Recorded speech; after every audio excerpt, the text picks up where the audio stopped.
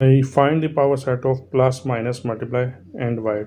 ठीक है, बहुत इंपॉर्टेंट क्वेश्चन है। इसको ऑलरेडी हम कर चुके हैं, लेकिन एक दो फिर देख लेते हैं। ठीक है, पावर सेट मालूम करने के लिए सबसे पहला काम क्या है, इसके सेट का आप नाम दे देते हैं, plus minus multiply and divide. ठीक है, फिर पावर सेट के लिए मैंने आपको कहा था कि आपने पी लिखना है और ब्रैकेट में क्या डाल देना है, ए लिख देना है और ब्रैकेट क्लोज करनी है। इसको पढ़ेंगे पावर सेट ऑफ ए। ठीक है, यहाँ पे आपने क्या करना है, पावर सेट ऑफ ए जब आप लिखेंगे सबसे पहले आपने एक बड़ी करली ब्रैकेट डालनी है और इसके अंदर ये जो सेट है इसके तमाम सबसेट्स आपने लिखने हैं, तमाम सबसेट्स। ठीक है, तो सबसेट ऑलरेडी आपको मैं बता चुका हूँ कि समझाते हैं। सबसे पहला सेट हमेशा क्या होता है, एम्प्टी सेट होता है। ठीक है, उसके बाद आप जो सेट सबसेट बनाएंगे सब के अंदर एक एक एलिमेंट आएगा, यानी पहले प्लस आएगा, फिर माइनस, फिर मल्टीप्लाई और डिवाइड, सब यानी एक एक एलिमेंट के लिख के आप इसके सबसेट बनाएंगे। ठीक है, प्लस आ गया, माइनस आ गया, कॉमा डालते जाना है, कर्ली ब्रैकेट्स के अंदर लिखते जाना है, मल्टीप्लाई आ गया और ये डिवाइड आ गया। ठीक है, यहाँ तक तो बात क्लियर।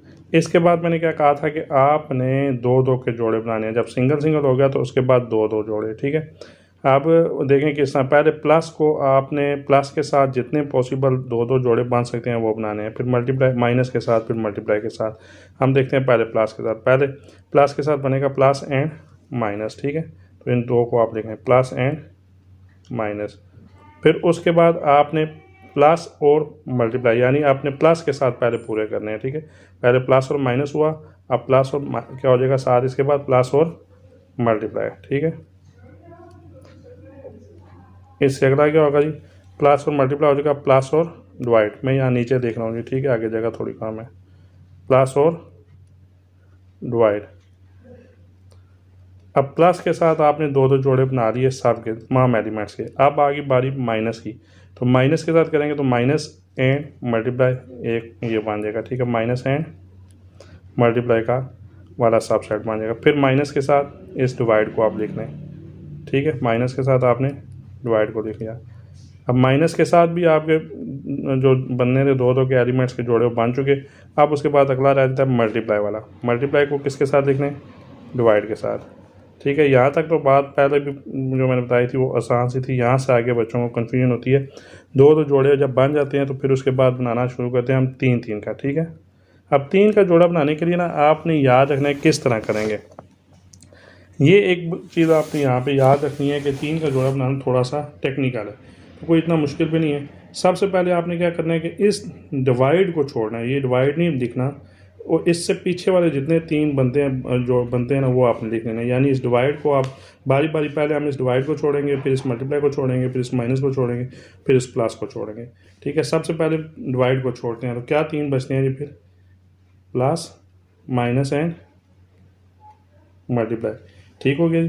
फिर उसके बाद आपने इस डिवाइड को छोड़ा था, ये तीन लिख दिए। अब आपने इस मल्टीप्लाई को छोड़ना है, बाकी जो तीन बचते हैं वो लिख देने हैं।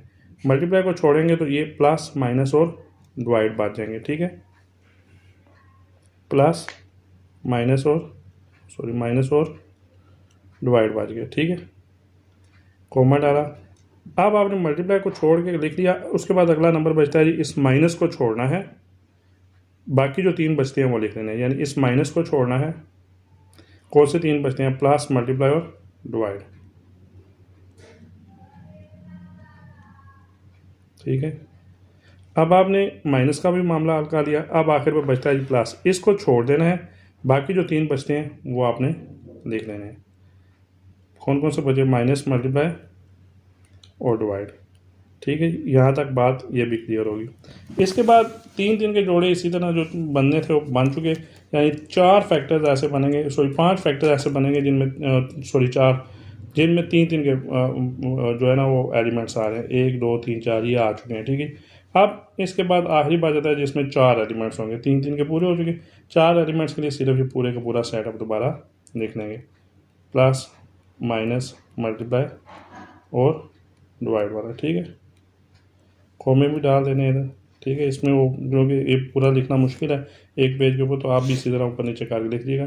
तो यहाँ पे जब ये सबसेट्स पूरे होंगे तो आखिर पे क्या लिखेंगे, एक बड़ी कर्ली ब्रैकेट जो पावर सेट वाली है उससे आप इसको क्लोज कर देंगे। ठीक, तो मैंने ऑलरेडी आपको बताया था कि ये लिखने के बाद आपने चेक करना है कि जो सबसेट्स बने हैं उनकी तादाद वही है जो बननी चाहिए। और तरीकाकार मैंने बताया था कि सबसेट्स की तादाद कैसे मालूम करते हैं कि ये जो नंबर इसके अंदर एलिमेंट्स लिखे हैं इसको 2 लिख के जितने एलिमेंट्स हैं इसकी पावर ले लेते हैं। ठीक है, तो 2 की पावर 4 कितनी होती है, 16।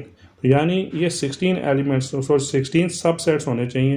ये चेक करते हैं कि हैं कि नहीं। 1 2 3 4 5 6 7 8 9 10 11 12 13 14 15 और 16। तो ये 16 के 16 सबसेट्स आपके पास बन गए हैं। तो इसका मतलब है क्वेश्चन बिल्कुल ठीक हुआ है। अच्छा, एक और चीज़ क्या आप इसमें मुझे बता सकते हैं, इसमें इम्प्रॉपर सबसेट कौन सा है। ठीक है जी, आप ये इस क्वेश्चन का ऐसा नहीं है, लेकिन सिर्फ मैं आपसे एक क्वेश्चन पूछ रहा हूँ, कमेंट्स में आप बताइएगा इसमें इम्प्रॉपर सबसेट कौन सा है और प्रॉपर कौन से हैं, कमेंट में बताएं और मैं आपको उसका रिप्लाई भी करूँगा। इसमें एक सेट ऐसा है जो इम्प्रॉपर है और बाकी सारे प्रॉपर हैं। चले, मैंने हिंट भी दे दिया। ठीक है, तो ये आप बताएं कमेंट में फिर।